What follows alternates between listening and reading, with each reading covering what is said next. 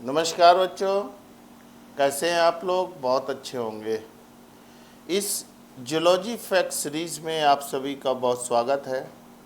जैसा आप जानते हैं कि किसी भी स्लाइड्स में एक शॉर्ट वीडियो में बहुत सारे सवालों का भंडार हम आपके बीच में लेकर आते हैं। ये निःशुल्क है, इसको ज़रूर देखिए, इसको लाइक शेयर करिए, सब्सक्राइब भी करिए। आज का जो विषय है वो बहुत ही इम्पॉर्टेंट है। सवाल आपको निश्चित ही इससे मिलते हैं। जैसे आप सभी जानते होंगे, इसका नाम है हार्डे-वीनबर्ग लॉ।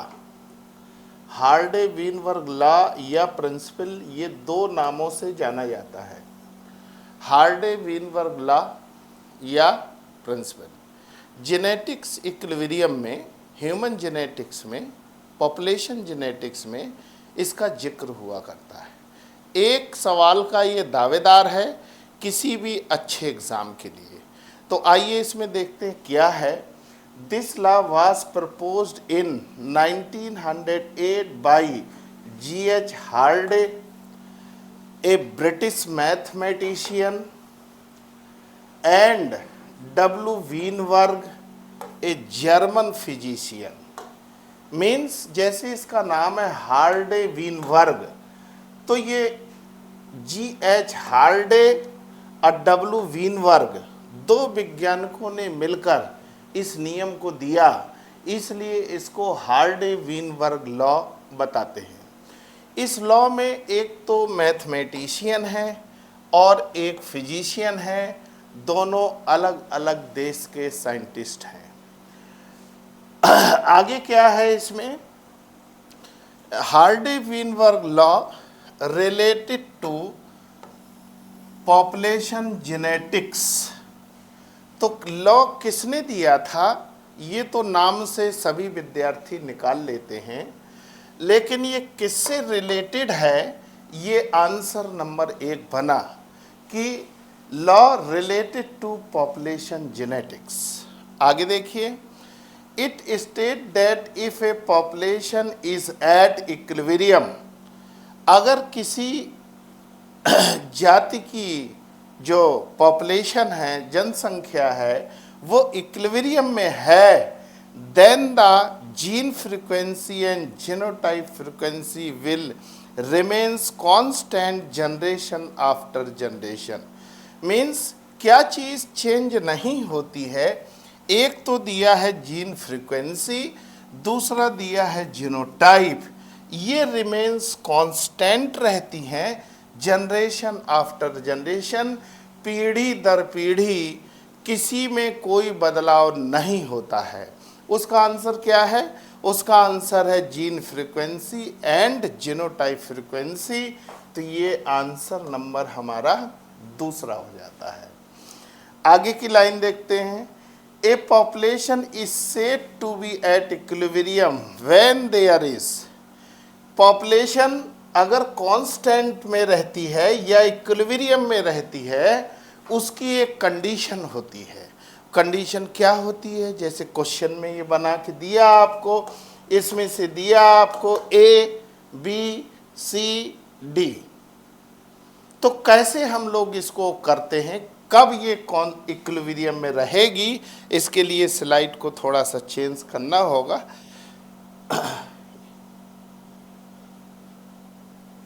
देखिए क्या है, नो म्यूटेशन, उस पॉपुलेशन में म्यूटेशन नहीं होना चाहिए।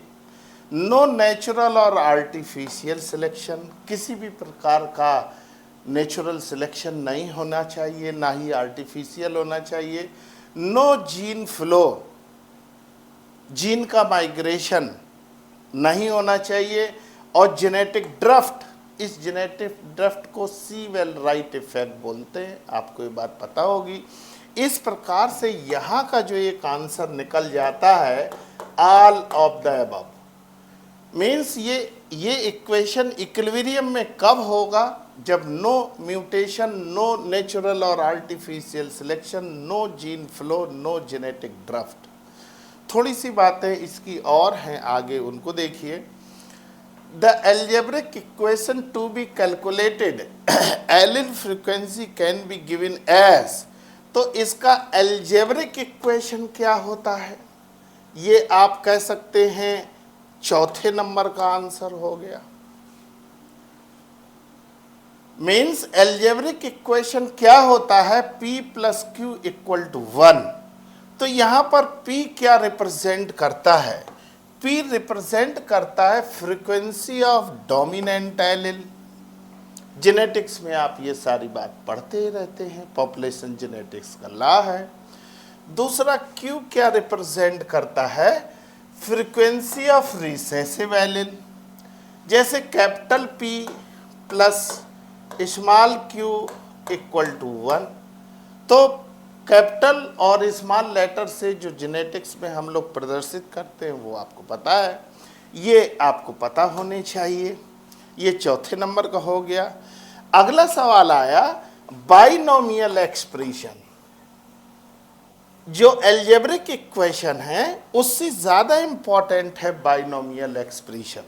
Binomial expression of Hardy Weinberg principle law to calculated genotype frequency. ये जीनोटाइप फ्रीक्वेंसी को कैसे कैलकुलेट करता है, तो जिस प्रकार से P plus Q equal to 1 आपके लिए बहुत ही ज़्यादा इम्पॉर्टेंट है, उससे ज़्यादा इम्पॉर्टेंट है binomial expression P square plus 2PQ plus Q square equal to 1। जिस प्रकार से यहाँ पर P और Q को आपने देखा कि क्या रिप्रेजेंट करता है, ठीक उसी प्रकार से P square plus 2PQ plus Q square किस बात को रिप्रेजेंट करता है, आइए उसको हम लोग देख लेते हैं।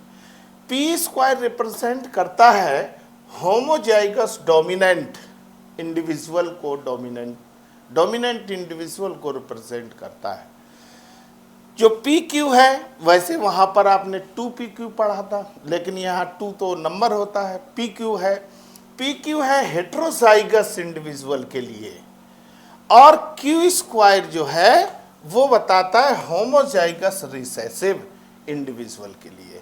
तो जिस प्रकार से ये सवाल भी कभी कभी आ जाता है कि किसी पॉपुलेशन का होमोजाइगस रिसेसिव परसेंटेज इतना है और होमोजाइगस का इतना है, तो फिर हेट्रोजाइगस का कितना होगा, तो वो हम अगले वीडियो में आपको क्वेश्चन के रूप में लेकर आएंगे। तो इस शॉर्ट वीडियो जो हार्डी-वेनबर्ग प्रिंसिपल है आपके लिए बहुत ही ज़्यादा लाभदायक है, कृपया आप इसका बेनिफिट लें। Thank you.